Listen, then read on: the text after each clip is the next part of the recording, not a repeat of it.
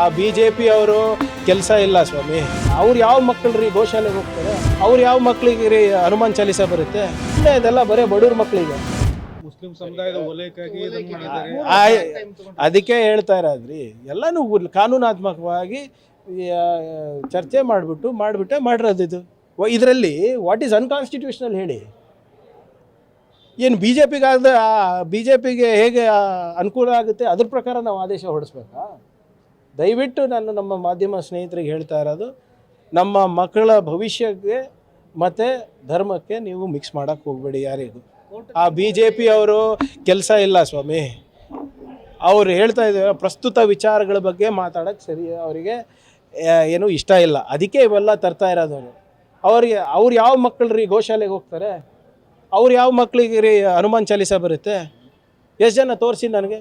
ನಮ್ಮದು ಒಂದು 100 ಶಾಸಕರು ಇರಬೇಕಲ್ಲ ಮೇಲ್ಮನೆ ಮತ್ತು ಕೆಳಗಿನ ಮನೆಯಲ್ಲಿ. ಅವ್ರವ್ರ ಮಕ್ಕಳು ಏನೇನು ಮಾಡ್ತಾರೆ ನೋಡಿ. ಸುಮ್ಮನೆ ಇದೆಲ್ಲ ಬರೀ ಬಡವ್ರ ಮಕ್ಕಳಿಗೆ.